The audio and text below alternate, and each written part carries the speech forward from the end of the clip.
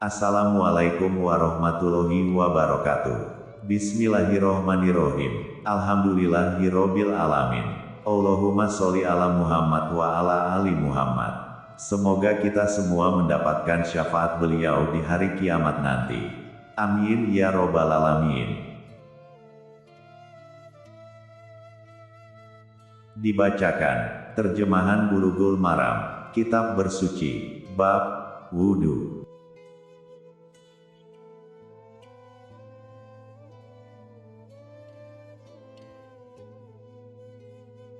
Kitab Bulughul Maram, Kitab Bersuci, Bab Wudu, Hukum bersiwak ketika berwudu. Hadis ke-32, dari Abu Hurairah radhiyallahu anhu, Rasulullah shallallahu alaihi wasallam bersabda, seandainya bukan karena khawatir akan menyusahkan umatku, niscaya aku perintahkan mereka untuk bersiwak setiap kali berwudu. Hadis riwayat Malik, Ahmad, dan An-Nasai, disahihkan oleh Ibnu Huzaimah. Hadis riwayat Malik dalam Al-Muwatta 1, 66, 115 secara mauquf, sampai pada sahabat, dan Ibnu Abdil Bar mengatakan bahwa hadis ini marfu, sampai pada Nabi Shallallahu Alaihi Wasallam. Ahmad 16, 22, An-Nasai dalam Al-Kubro 3, 291, Ibnu Huzaimah 140. Syekh Abdullah Al-Fauzan mengatakan bahwa sanad hadis ini sahih sesuai syarat Bukhari dan Muslim. Lihat Minha al-Alam fi Syarh Bulughul Maram 1, 138-139. Faedah hadis 1. Dianjurkan, disunahkan untuk bersiwak, bukan wajib. 2. Disunahkan untuk bersiwak setiap kali berwudu. 3. Ada pendapat yang menyatakan bahwa bersiwak itu bisa dilakukan sebelum berwudu, yaitu bersiwak dahulu lalu berwudu.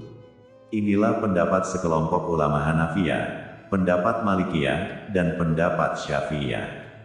Adapun jumhur, mayoritas ulama menyatakan bahwa bersiwak dilakukan ketika berkumur-kumur, yaitu saat berkumur-kumur dibarengkan dengan bersiwak. Namun, kalau lihat dari praktik Nabi Shallallahu Alaihi Wasallam, bersiwak itu dilakukan sebelum berwudu. 4. Hukum asal kalimat perintah menunjukkan wajib kecuali ada dalil yang meniadakan hukum wajib.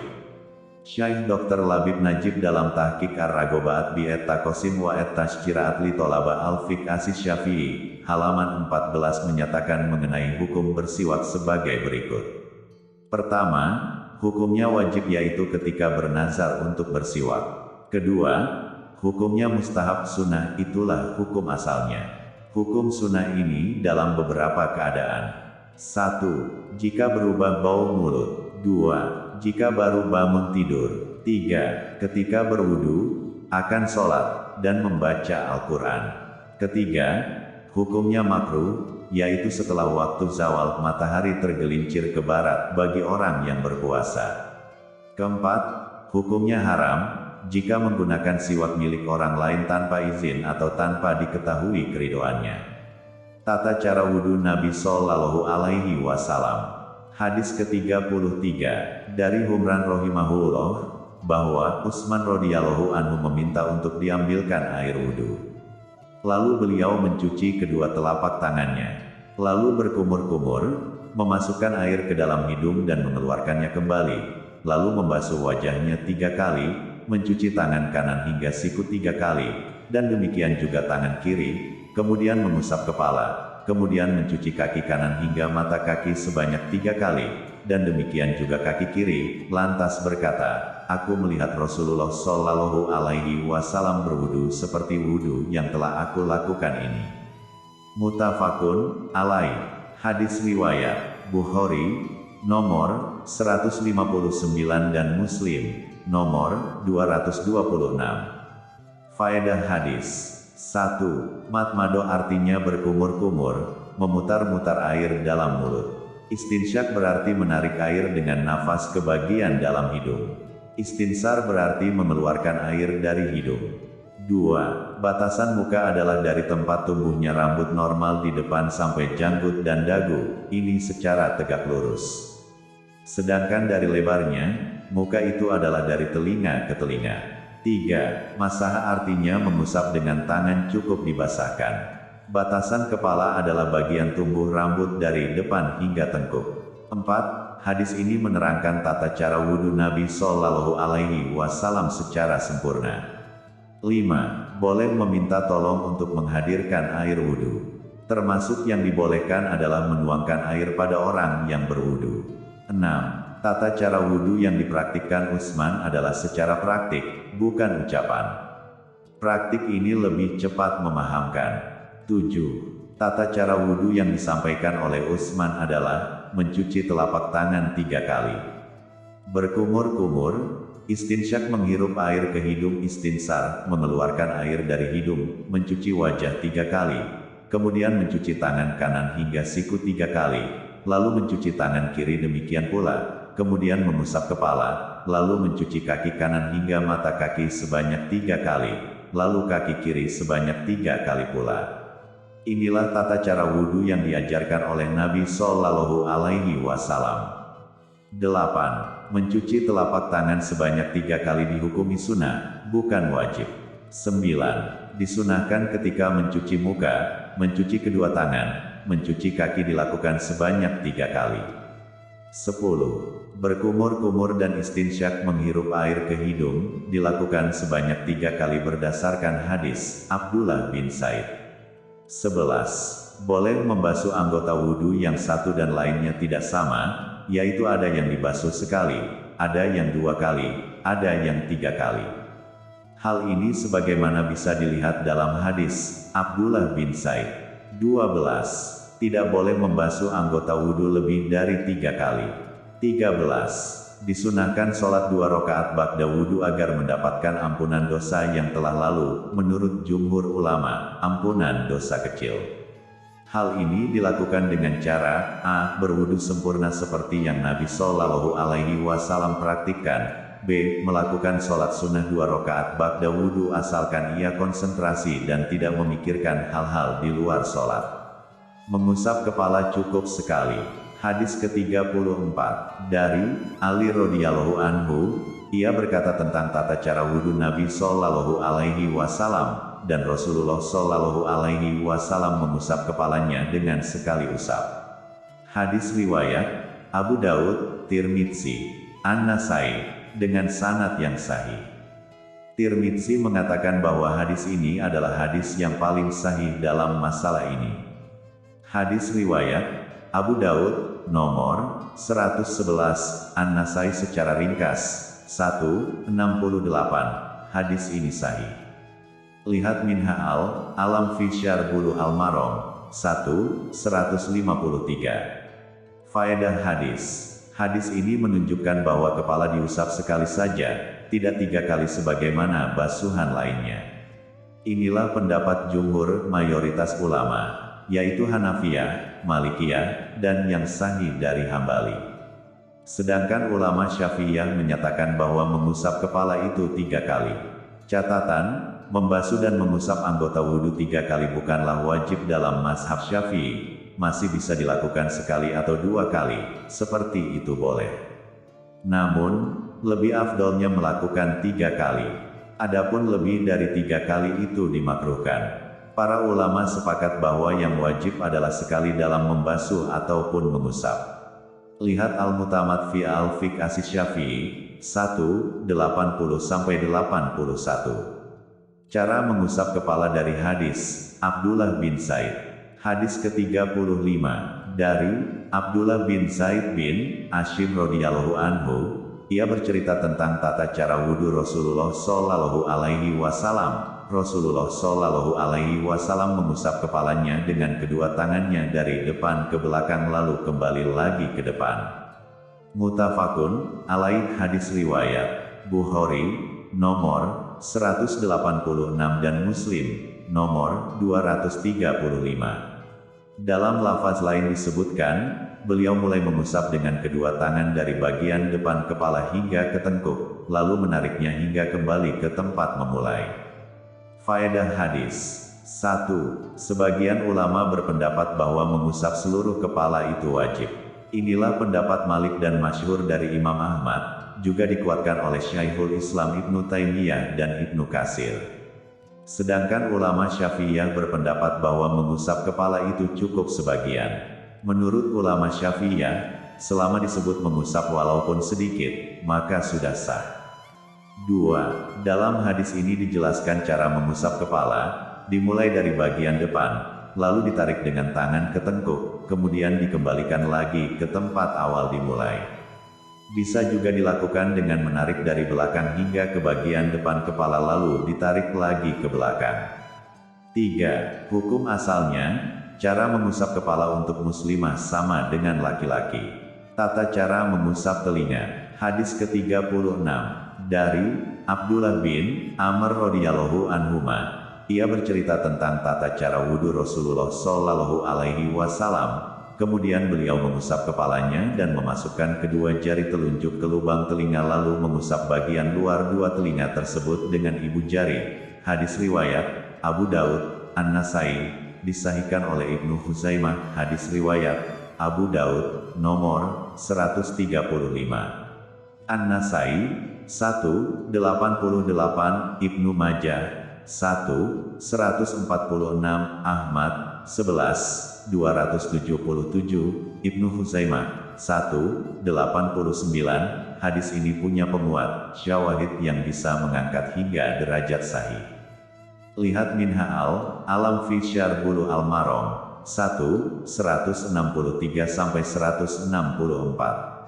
Faedah hadis. 1. Telinga itu diusap, bukan dibasuh, dicuci.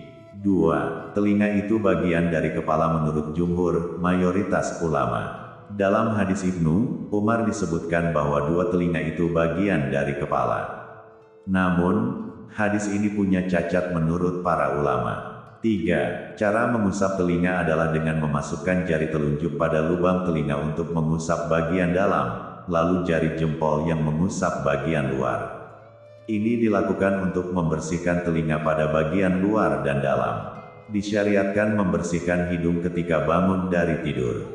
Hadis ke-37 dari Abu Hurairah radhiyallahu anhu, ia berkata, Rasulullah Shallallahu Alaihi Wasallam bersabda, jika salah seorang di antara kalian terbangun dari tidurnya, hendaklah ia istinsar, mengeluarkan air dari hidung setelah menghirupnya, dilakukan sebanyak 3 kali.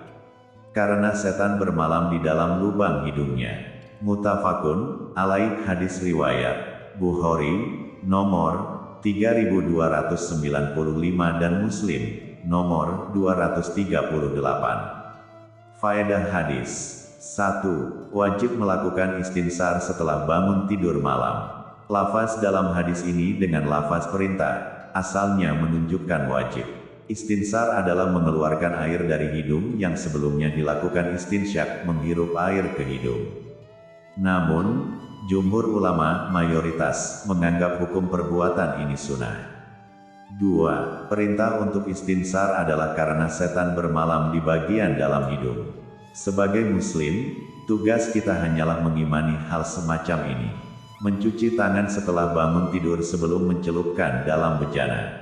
Hadis ke-38 dari Abu Hurairah radhiyallahu anhu disebutkan, jika salah seorang di antara kalian terbangun dari tidurnya, janganlah ia mencelupkan kedua tangannya ke dalam bejana air hingga ia mencucinya terlebih dahulu 3 kali, sebab ia tidak tahu apa yang dipegang tangannya tadi malam. Muttafaqun alaih. Lafaz ini dari Muslim.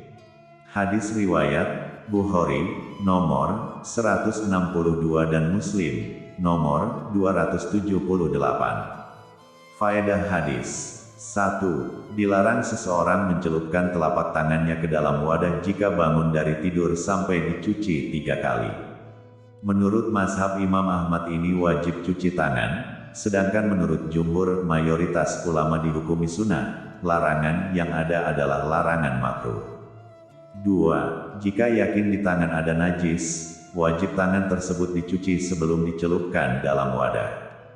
3. Yang dimaksud dengan bangun tidur yang diperintahkan mencuci tangan sebelum dicelupkan adalah bangun tidur malam. Dalam lafaz lain disebutkan, jika salah seorang dari kalian bangun dari tidur malam. Hadis riwayat Abu Daud, nomor 103, Tirmidzi, nomor 24. Tirmidzi mengatakan bahwa hadis ini hasan sahih. 4. Yang sahih dari dua pendapat ulama yang ada, jika ada yang bangun tidur lalu mencelupkan tangannya ke dalam air sebelum tangan tersebut dicuci, air tersebut tidaklah najis. Air tersebut tetap suci. Inilah pendapat jumhur kebanyakan ulama. Menyempurnakan wudhu. Hadis ke-39. Dari Lakit bin Sobiroh radhiyallahu anhu, ia berkata bahwa Rasulullah Shallallahu alaihi wasallam bersabda, "Sempurnakanlah wudhu, selingilah sela-sela jarimu, dan masukkan air ke dalam hidungmu dengan sungguh-sungguh kecuali jika engkau dalam keadaan berpuasa." Dikeluarkan oleh imam yang 4, disahihkan oleh Ibnu Huzaimah. Dikeluarkan pula oleh Abu Daud, riwayatnya, jika engkau berwudu, maka berkumur-kumurlah. Hadis riwayat Abu Daud, nomor 142. Tirmidzi, nomor 38, An-Nasai, 166, Ibnu Majah, nomor 448, Ibnu Huzaimah, 150, 168. Tirmidzi mengatakan bahwa hadis ini sahih, disahihkan pula oleh Ibnu Al-Qattan. Lihat Minha al-Alam fi Syarbulu Al-Maram, 175. Faedah hadis. 1. Asbighil wudu, menyempurnakan wudu ada dalam dua bentuk. A. Wajib, yaitu menyempurnakan yang wajib dibasuh. B. Sunnah, yaitu menyempurnakan wudhu lebih dari kadar wajib, misal membasuh 2 atau 3 kali. 2. Menyela-nyela jari dihukumi sunnah menurut jumhur kebanyakan ulama, bukanlah wajib. Namun, jika air sudah sampai pada sela-sela jari tanpa digosok-gosok, sudah sah. Akan tetapi, jika tidak sampai pada sela-sela jari selain dengan cara menggosok-gosok, menyela-nyela, hukumnya menjadi wajib. Dalam ayat hanya diperintahkan untuk mencuci. 3. Diperintahkan untuk sungguh-sungguh saat menghirup air ke hidung kecuali kalau dalam keadaan berpuasa karena dikhawatirkan air bisa masuk dari hidung ke dalam sehingga merusak puasa. 4. Para ulama menyamakan memasukkan air ke hidung dengan berkumur-kumur, berarti kita diperintahkan pula untuk berkumur-kumur dengan sungguh-sungguh kecuali saat berpuasa. 5. Berkumur-kumur dan menghirup air ke hidung, hukumnya sunnah bukan wajib. Siapa yang meninggalkannya, wudunya tetap sah. Inilah pendapat Imam Malik, Syafi'i, salah satu pendapat dari Imam Ahmad, dan dipilih oleh Ibnul Munzir. 6. Para ulama berdalil dengan hadis ini adanya kaedah, set as-saroy, yaitu mencegah hal mubah menuju suatu yang diharamkan. Karena Rasul Shallallahu alaihi wasallam melarang berlebih-lebihan saat istinsyak memasukkan air ke hidung. Berlebih-lebihan di sini dapat merusak puasa, maka terlarang. 7. Dari hadis ini juga kita simpulkan kaedah, darul mafasid aula min jalbil masolih, yaitu mencegah kerusakan lebih utama dari meraih maslahat. Bersungguh-sungguh saat istinsyak itu suatu maslahat. Namun, jadi bermasalah jika hal itu dilakukan saat berpuasa. Maka berlebih-lebihan ini dilarang. Maslahat ini ditinggalkan, tetap istinsyak saat berpuasa, tetapi tidak berlebihan. Hukum menyela-nyela jenggot. Hadis ke-40. Dari Utsman radhiyallahu anhu, Nabi Shallallahu alaihi wasallam menyela-nyela air ke jenggotnya ketika berwudu. Hadis riwayat Tirmidzi, disahihkan oleh Ibnu Huzaimah. Hadis riwayat Tirmidzi, nomor 31, Ibnu Huzaimah, 151, 152. Tirmidzi mengatakan bahwa hadis ini hasan sahih. Syaikh Abdullah Al-Fauzan mengatakan bahwa pernyataan sahih karena memandang syawahid, penguat dari hadis lainnya. Lihat Minha al-Alam fi Syarbulu Al-Maram, 182. Faedah hadis. 1. Takahlil pada jenggot maksudnya adalah memasukkan jari saat menyela-nyela jenggot sehingga air masuk sampai pada pangkal rambut. 2. Disyariatkan menyela-nyela jenggot ketika wudhu. Ini berlaku jika jenggot lebat menutupi kulit. Adapun jenggot yang tipis yang tidak sampai menutupi kulit, maka wajib dicuci, termasuk pula kulitnya. 3. Menurut Ibnul Qayyim, menyela-nyela jenggot di sini dilakukan oleh Nabi Shallallahu Alaihi Wasallam kadang-kadang. Jadi yang sesuai sunnah adalah kadang dilakukan dan kadang ditinggalkan. Disyariatkan menggosok-gosok anggota wudhu. Hadis ke-41 dari Abdullah bin Zaid radhiyallahu anhu, Nabi Shallallahu Alaihi Wasallam diberi 2/3 mud, lantas beliau menggosok kedua sikunya. Hadis riwayat Ahmad dan disahihkan oleh Ibnu Huzaimah. Hadis riwayat Ahmad 26.370, Ibnu Huzaimah nomor 118. Syaikh Abdullah Al-Fauzan mengatakan bahwa sanad hadis ini sahih. Lihat Minha al-Alam fi Syarh Bulughul Maram 1, 185. Faedah hadis 1. Disunahkan tidak banyak-banyak menggunakan air saat berwudu, begitu pula ketika mandi. Inilah petunjuk Nabi Shallallahu Alaihi Wasallam. 2. 1 mud adalah ukuran penuh dari 2 telapak tangan dikumpulkan dari tangan orang pertengahan. 3. Nabi Shallallahu Alaihi Wasallam berwudu dengan 1 mud, beliau mandi dengan 1 so, 4 mud hingga 5 mud, sebagaimana disebutkan dalam hadis Anas. 4. Disunahkan menggosok-gosok anggota wudu. Hukum sunnah ini menurut jumhur kebanyakan ulama. Disyariatkan mengambil air baru untuk mengusap kepala. Hadis ke-42 dari Abdullah bin Zaid radhiyallahu anhu, ia melihat Nabi Shallallahu Alaihi Wasallam mengambil untuk kedua telinga dengan air yang berbeda dipakai untuk kepala. Hadis riwayat Al-Baihaqi. Hadis riwayat Al-Baihaqi 1, 65. Ini riwayat yang syadz, tidak sahih. Lihat Minha al-Alam fi Syarh Bulughul Maram 1, 188.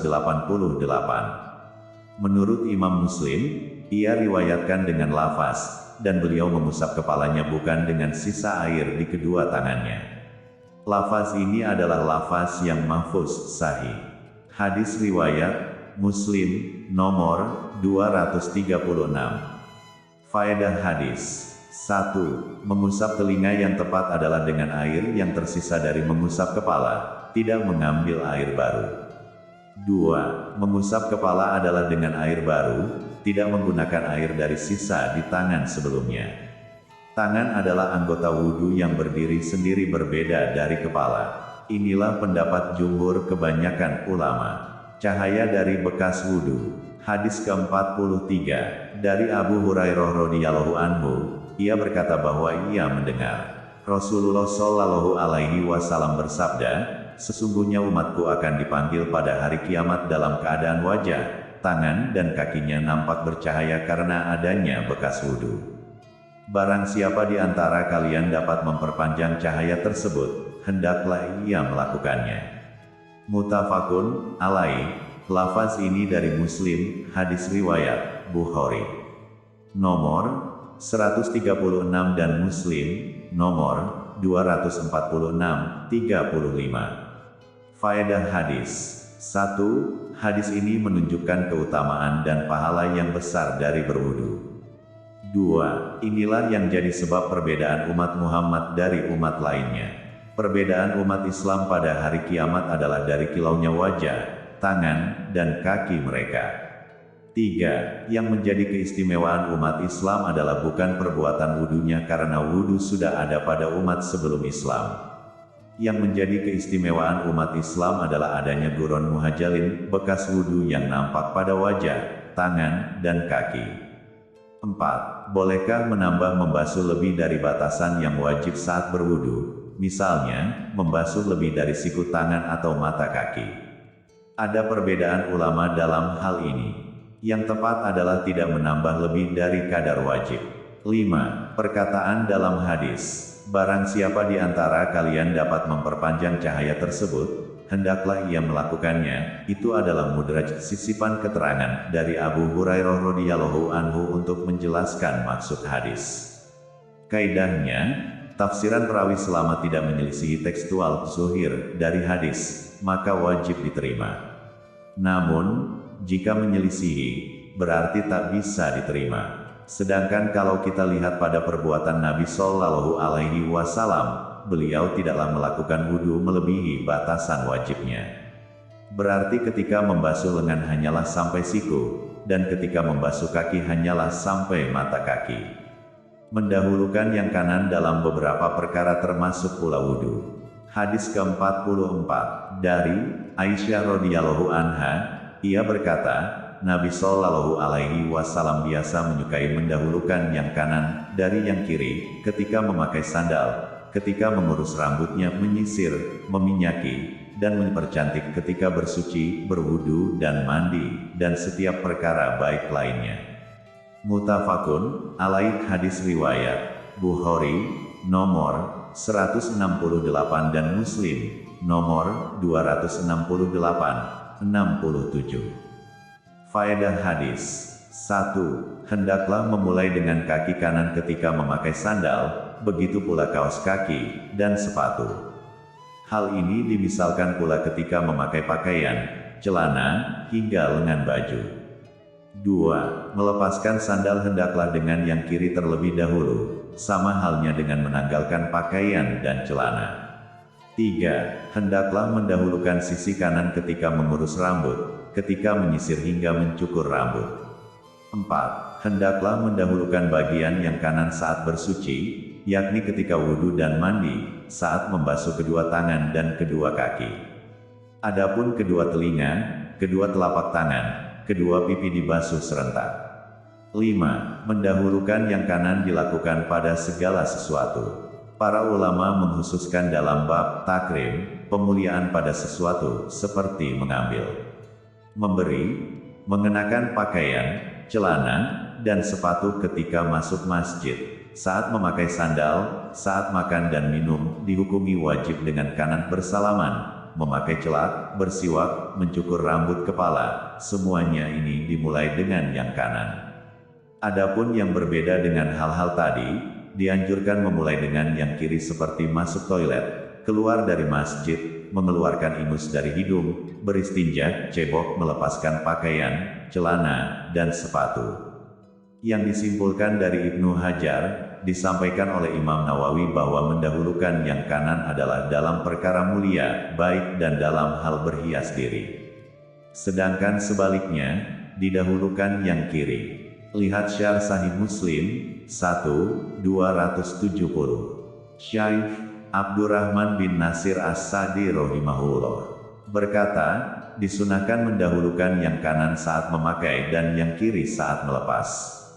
Syarh Umdah Al-Ahkam halaman 52. Syekh Profesor Dr. Sa'ad bin Turki Al-Hotslan, dosen jurusan fikih di Jamiatul Imam Muhammad bin Saud, ditanya, manakah yang lebih afdol, menggunakan jam tangan di tangan kanan ataukah kiri? Syekh Hafizahullah menjawab, yang nampak, jam tangan arloji berfungsi sebagaimana cincin. Ada yang bermaksud mengenakannya sebagai mode penampilan, dan ada yang bermaksud memanfaatkannya untuk tujuan yang lain. Dan telah sahih dari Nabi Shallallahu Alaihi Wasallam bahwa beliau menggunakan cincin di tangan kanan dan kadang di tangan kiri pula. Para ulama akhirnya berselisih manakah di antara keduanya yang terbaik.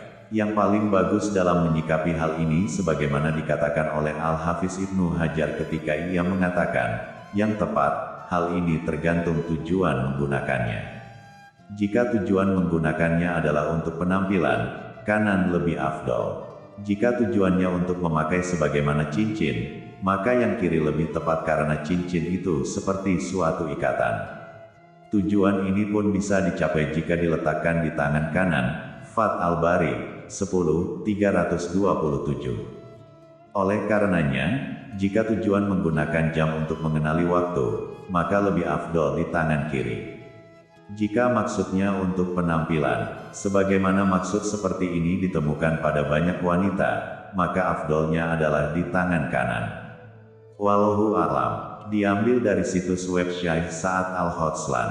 Perintah mendahulukan yang kanan ketika berwudu.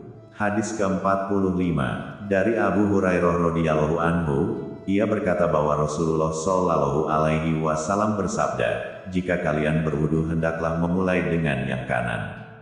Dikeluarkan oleh yang empat dan disahihkan oleh Ibnu Huzaimah. Hadis riwayat Abu Daud, nomor 4141, Ibnu Majah, nomor 402, Ahmad, 14292, Ibnu Huzaimah, 190. Tirmidzi, nomor 1766, An-Nasai dalam Al-Kubro, 8425. Syaikh Abdullah Al-Fauzan mengatakan bahwa sanad hadis ini sahih dan disahihkan oleh Ibnu Huzaimah sebagaimana komentar dari Ibnu Hajar.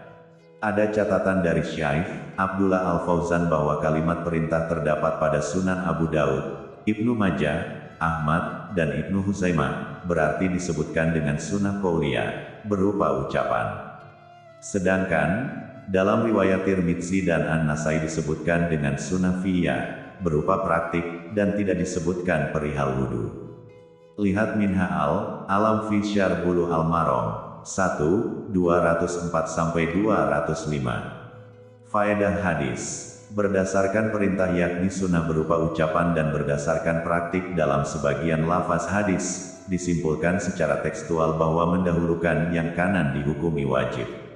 Namun, ada perkataan dari Ibnul Munzir. Para ulama sepakat bahwa tidak ada pemulangan jika ada yang mendahulukan yang kiri sebelum yang kanan.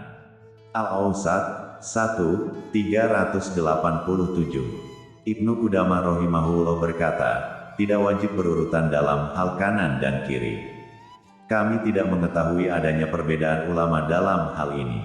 Al-Mughni, 1, 190. Sebagaimana kata Imam Nawawi rahimahullah, para ulama berijma bersepakat bahwa mendahulukan yang kanan di sini dihukumi sunnah bukan wajib.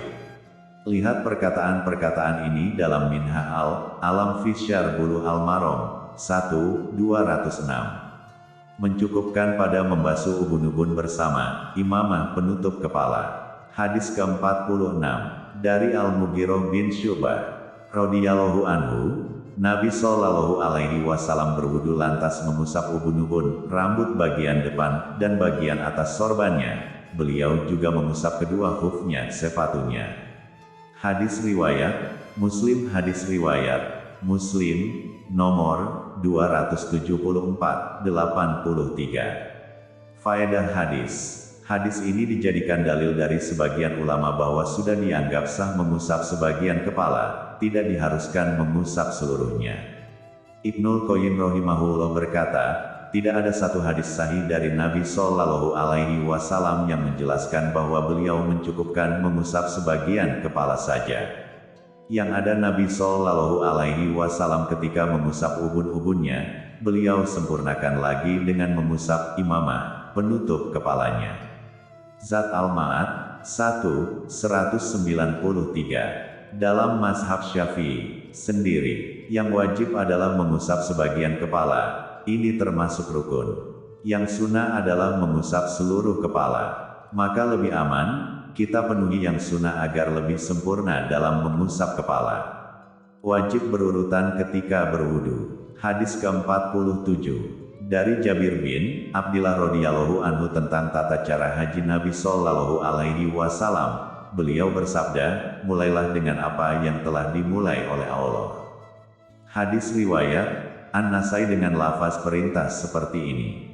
Dalam riwayat Muslim disebutkan dengan lafaz kabar, pemberitaan. Hadis riwayat Muslim, nomor 1218. An-Nasai dalam As-Suq. Hadis riwayat A, nomor 2962, Ahmad 393. Faedah hadis. Walaupun masalah ini ditemukan dalam pembahasan haji, tetapi ada kaidah usul yang berbunyi. Pelajaran diambil dari keumuman lafaz, bukan dari kekhususan sebab. Dari sini diambil kesimpulan, wajibnya tartib berurutan antara anggota wudu yang wajib, yakni membasuh wajah, membasuh kedua tangan, mengusap kepala, dan membasuh kedua kaki, seperti disebutkan dalam surah Al-Maidah ayat 6. Inilah yang menjadi pendapat Imam Ahmad dan Imam Syafi'i. Allah Ta'ala berfirman, hai orang-orang yang beriman, apabila kamu hendak mengerjakan sholat, maka basuhlah mukamu dan tanganmu sampai dengan siku, dan sapulah kepalamu dan basuh kakimu sampai dengan kedua mata kaki. Quran Surat Al-Maidah ayat 6. Kedua siku ikut dibasuh saat berwudu. Hadis ke-48. Diriwayatkan pula dari Jabir bin Abdullah, Nabi Shallallahu Alaihi Wasallam saat berwudu mengalirkan air pada kedua sikunya. Dikeluarkan oleh Ad-Daruqutni dengan sanad yang doif atau lemah. Hadis riwayat Ad-Daruqutni 183 nomor 15. Syaikh Abdullah Al-Fauzan mengatakan bahwa sanad hadis ini doif jiddan, lemah sekali. Lihat Minha al-Alam fi Syarh Bulughul Maram 1/215. Faedah hadis. Hadis ini secara sanad dihukumi doif, lemah. Namun, jika dilihat dari isi matannya, teksnya adalah sahih. Dari sini, disimpulkan bahwa siku dan mata kaki ikut dibasuh saat berwudu. Adapun ayat yang membicarakan hal ini, hai orang-orang yang beriman, apabila kamu hendak mengerjakan sholat, maka basuhlah mukamu dan tanganmu sampai dengan siku, dan sapulah kepalamu dan basuh kakimu sampai dengan kedua mata kaki. Quran Surat Al-Maidah ayat 6. Kata ila dalam ayat bermakna ma'a, artinya bersama. Itu berarti siku dan mata kaki ikut dibasuh. Hukum membaca bismillah saat berwudu. Hadis ke-49. Dari Abu Hurairah radhiyallahu anhu, ia berkata bahwa Rasulullah Shallallahu Alaihi Wasallam bersabda, tidak ada wudu bagi yang tidak menyebut nama Allah membaca bismillah di dalamnya. Hadis riwayat Ahmad, Abu Daud, Ibnu Majah dengan sanad doif. Hadis riwayat Ahmad 15/243, Abu Daud nomor 101, Ibnu Majah nomor 399. Syaikh Abdullah Al-Fauzan menyatakan bahwa sanad hadis ini doif karena dua sebab. Satu, ketidakjelasan jahalah dari Yakub bin Salamah Al-Laitsi dan orang tuanya. Dua, Salamah tidak diketahui mendengar langsung dari Abu Hurairah. Begitu pula Yakub dari bapaknya. Hadis ini punya jalur lain, semuanya doif. Ada penguatnya yang disebutkan oleh Ibnu Hajar dalam Bulughul Maram ini, yaitu hadis Said bin Said dan hadis Abu Said. Hadis ke-50. Dalam riwayat Tirmidzi, dari Said bin Said. Hadis riwayat Tirmidzi, nomor 25. Syaikh Abdullah Al-Fauzan dalam Minha al-Alam 1/219 menyatakan bahwa sanad hadis ini doif. Hadis ke-51, juga dari Abu Said semisal itu. Ahmad berkata, tidaklah ada hadis sahih yang membicarakan tentang hal ini. Hadis riwayat Ibnu Majah, nomor 397 dan Ahmad, 17/465, juga Tirmidzi dalam Al-Ilal Al-Kabir, 1/112. Dalam Talkhis Al-Habir 1/86, Ibnu Hajar rahimahullah berkata, nampak bahwa dilihat dari berbagai macam jalur, hadis yang membicarakan anjuran bismillah saat wudu saling menguatkan, yang menunjukkan adanya ajaran akan hal itu.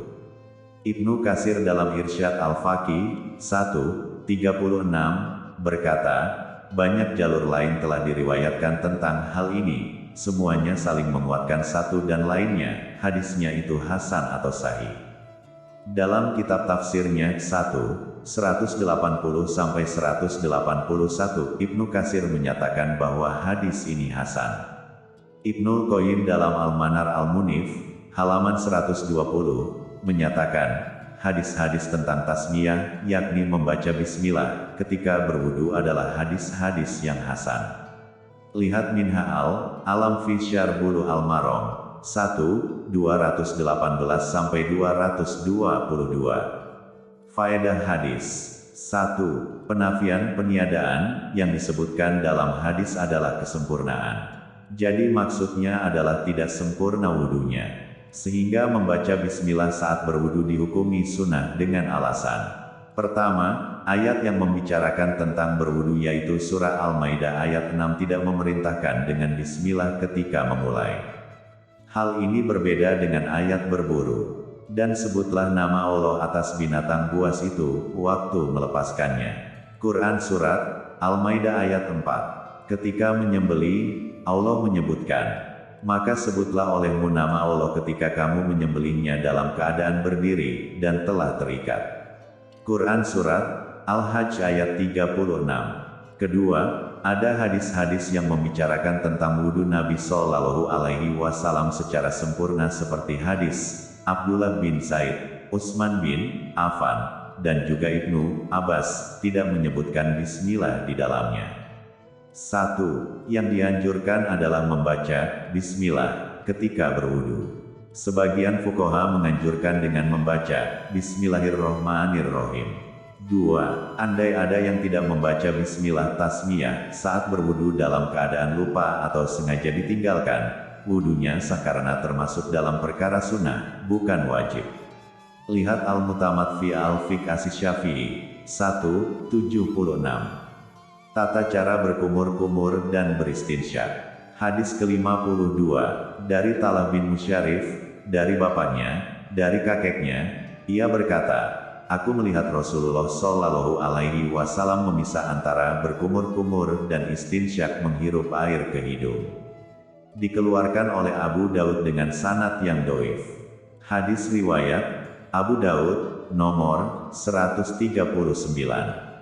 Syaikh Abdullah Al-Fauzan dalam Minha Al-Alam 1/227 menyatakan bahwa hadis ini dhaif karena dua sebab. 1. Dari riwayat Laits bin Abu Sulaim, dhaif menurut jumhur, bahkan Imam Nawawi katakan bahwa para ulama berijma akan dhaifnya. 2. Ketidaktahuan siapakah Talha, bapaknya, dan kakeknya. Hadis ke-53, dari Ali radhiyallahu anhu dalam tata cara wudhu Nabi Shallallahu Alaihi Wasallam. Kemudian beliau Shallallahu Alaihi Wasallam berkumur-kumur dan mengeluarkan air dari hidung sebanyak 3 kali. Beliau berkumur-kumur dan mengeluarkan air dari hidung dengan telapak tangan yang digunakan untuk mengambil air. Dikeluarkan oleh Abu Daud dan An-Nasai. Hadis riwayat Abu Daud, nomor 111, An-Nasai 1:68. Hadis ini sahih sebagaimana disebutkan oleh Syaikh Abdullah Al-Fauzan dalam Minha Al-Alam 1:153. Hadis ini sama dengan hadis nomor 3 dari pembahasan wudhu, yakni hadis ke-34. Hadis ke-54, dari Abdullah bin Zaid tentang tata cara wudhu Nabi Shallallahu Alaihi Wasallam. Kemudian Nabi Shallallahu Alaihi Wasallam memasukkan tangannya, lalu beliau berkumur-kumur dan istinsyak menghirup air ke hidung dari satu telapak tangan. Beliau melakukannya sebanyak 3 kali. Muttafaqun alaih. Hadis riwayat Bukhari, nomor 186 dan Muslim, nomor 235. Faedah hadis 1. Hadis yang menunjukkan memisah antara berkumur-kumur dan menghirup air ke hidung total ada 6 cidukan dengan tangan adalah hadis dhaif, tidak bisa dijadikan dalil. 2. Berkumur-kumur dan beristinsyak dilakukan sebanyak 3 kali dari satu telapak tangan dengan 1 cidukan, untuk lebih menghemat penggunaan air wudhu.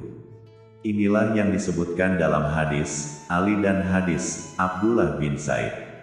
Mulut dan hidung adalah 2 anggota, tetapi dari 1 anggota tubuh yaitu wajah. Menyatukan antara berkumur-kumur dan menghirup air ke hidung adalah pendapat Imam Syafi'i yang jadi terbaru, juga menjadi pendapat Imam Malik, dan pendapat dari Imam Ahmad. 3. Ada 2 riwayat, pertama dari Syakik bin Salamah yang menyaksikan Ali bin Abi Thalib dan Utsman bin Affan berwudu. Dan kedua dari Ibnu Abi Malikah ketika ditanya tentang wudunya, Utsman disebutkan mengenai berkumur-kumur 3 kali dan beristinsyak menghirup air ke hidung 3 kali. Kata Imam Es-Sanani dalam Subul As-Salam 1:98 dengan adanya 2 riwayat ini antara penggabungan ataukah tidak, kita bisa memilih antara kedua cara yaitu memisah antara berkumur-kumur dan menghirup air ke hidung atau menggabungkan antara keduanya. Walaupun riwayat yang menggabungkan lebih banyak dan lebih sahih. Hukum muwalah saat wudhu. Hadis ke-55, dari Anas radhiyallahu anhu berkata, Nabi Shallallahu Alaihi Wasallam melihat seorang laki-laki yang pada tumit kakinya ada bagian sebesar kuku yang belum terkena air, maka beliau bersabda, ulangilah wudumu lalu perbaguslah. Dikeluarkan oleh Abu Daud dan An-Nasai, hadis riwayat Abu Daud, nomor 173, Ibnu Majah, nomor 655, Ahmad, 19.471. Hadis lain yang semisal, ada hadis yang semisal hadis di atas yaitu dari Jabir radhiyallahu anhu, dari Umar bin Al-Khattab, ia berkata, ada seseorang yang berwudu dan meninggalkan membasuh bagian sebesar kuku di tumit kakinya. Nabi Shallallahu Alaihi Wasallam pun melihatnya, lalu beliau bersabda, ulangilah wudumu lalu perbaguslah. Maka ia pun mengulanginya, kemudian sholat. Hadis riwayat Muslim, nomor 243 dan Abu Daud, nomor 173. Juga ada hadis dari Khalid bin Ma'dan, dari sebagian sahabat Nabi Shallallahu Alaihi Wasallam. Rasulullah Shallallahu Alaihi Wasallam melihat seseorang di tumit kakinya ada bintik-bintik tidak terkena air. Maka Rasulullah Shallallahu Alaihi Wasallam memerintahkan kepadanya untuk mengulangi wudhu. Hadis riwayat Ahmad 3.424. Syekh Syuaib Al-Arnaud mengatakan bahwa hadis ini sahih dilihat dari jalur lainnya, atau sahih layoirihi. Faedah hadis 1. Hadis ini menunjukkan bahwa wajibnya membasuh bagian anggota wudhu secara menyeluruh. Jika ada yang meninggalkan satu bagian saja walau sedikit, wudhunya tidaklah sah. 2. Wajib menghilangkan sesuatu yang menghalangi masuknya air pada kulit sehingga bersuci jadi tidak sempurna. 3. Hadis ini menunjukkan perintah untuk muwalah. Muwalah itu artinya tata abu, yakni berkesinambungan. Tidak ada jeda antara anggota wudhu yang membuat anggota wudhu yang telah dibasuh menjadi kering dengan standar waktu normal. Hukum muwalah ini adalah sunnah, bukanlah wajib. Inilah yang jadi pendapat Imam Abu Hanifah, salah satu dari pendapat Imam Ahmad, pendapat jadid terbaru dari Imam Syafi'i, dan pendapat Zuhiriyah. 4. Jika seseorang melihat pada saudaranya kekurangan atau kekeliruan, maka hendaklah ia mengingatkan. Di antaranya mengingatkan dalam masalah ibadah agar ibadahnya menjadi bagus. Ini bagian dari ta'awun tolong-menolong dalam kebaikan. Jumlah air yang digunakan saat wudhu dan mandi. Hadis ke-56, diriwayatkan pula dari Anas radhiyallahu anhu, beliau berkata, Rasulullah Shallallahu Alaihi Wasallam berwudhu dengan 1 mut air dan mandi dengan 1 so, hingga 5 mut air. Muttafaqun alaih. Hadis riwayat Bukhari, nomor 201 dan Muslim, nomor 325-51. Faedah hadis 1. Hadis ini menunjukkan bagaimanakah jumlah air yang digunakan oleh Rasulullah Shallallahu Alaihi Wasallam. Beliau menggunakan 1 mut untuk berwudu. 1 mut adalah ukuran 2 telapak tangan penuh bagi orang pertengahan. Sedangkan untuk mandi Nabi Shallallahu Alaihi Wasallam menggunakan air sebanyak 1 so. 1 so sama dengan 4 mut atau 5 mut. 2. Hendaklah hemat dalam menggunakan air ketika wudhu dan mandi. 3. Jangan sampai boros dalam menggunakan air walau air dalam keadaan berlimpah. 4. Ukuran air yang disebutkan dalam hadis adalah ukuran pendekatan, bukan kita dibatasi menggunakan air hanya segitu. Karena kebutuhan orang memakai air tentu saja berbeda-beda. Doa setelah berwudu. Hadis ke-57. Dari Umar radhiyallahu anhu, ia berkata bahwa Rasulullah Shallallahu Alaihi Wasallam bersabda, tiadalah seorang pun di antara kalian yang berwudu dengan sempurna, lalu berdoa, Ashhadu alla ilaha illallah, wahdahu la syarikalah, wa asyhadu anna Muhammadan abduhu wa rasuluh. Artinya, aku bersaksi bahwa tidak ada yang berhak disembah selain Allah semata, tidak ada sekutu baginya. Aku juga bersaksi bahwa Muhammad adalah hamba dan utusannya, melainkan dibukakan baginya pintu-pintu surga. Hadis riwayat Muslim. Hadis riwayat Muslim, nomor 234. Dalam riwayat Tirmidzi ada tambahan bacaan doa, Allahumma alni minat, tawa, bina, waj'alni minal mutatohirin, artinya, ya Allah, jadikanlah aku termasuk orang-orang yang bertaubat dan jadikanlah pula aku termasuk orang-orang yang selalu menyucikan diri. Hadis riwayat Tirmidzi, nomor 55. Syekh Abdul Aziz bin Baz menyatakan bahwa sanad hadis ini jayyid. Lihat Minha al-Alam fi Syarh Bulugh al-Maram 1/241. Faedah hadis 1. Dianjurkan membaca doa yang disebutkan dalam hadis ini ba'da wudu. Keutamaannya akan masuk lewat pintu surga mana saja yang disukai. 2. Ihsanani rahimahullah berkata bahwa inilah bagusnya penutup dari pembahasan bab wudu dari Imam Ibnu Hajar dengan doa yang bagus yang bisa dipraktikan ba'da wudu. 3. Tawabin artinya orang banyak bertaubat dan banyak beristighfar dari maksiat dan dosa. Mutatohirin artinya orang yang menyucikan diri dari dosa, hadas, dan najis. Referensi 1. Al-Mutamad fi al-Fiqh Asy-Syafi'i. Cetakan kelima, tahun 1436 Hijriah. Syekh Profesor Dr. Muhammad As-Suhaili. Penerbit Darul Qalam. 2. Minha al-Alam fi Syarh Bulugh al-Maram. Cetakan keempat, tahun 1433 Hijriah. Syekh Abdullah bin Shalih Al-Fauzan. Penerbit Dar Ibnul Jauzi. 3. Tafsir Al-Quran Al-Ashim. Cetakan pertama, tahun 1431 Hijriah. Ibnu Katsir. Tahqiq Abu Ishaq Al-Huwaini. Diringkas oleh Profesor Dr. Hikmat bin Bashir bin Yasin. Penerbit Dar Ibnul Jauzi. 4. Tahqiq Ar-Rogabaat bi et-Taqasim wa et-Tashjiroat li Tolaba al-Fiqh Asy-Syafi'i. Syekh Dr. Labib Najib Abdullah Galib.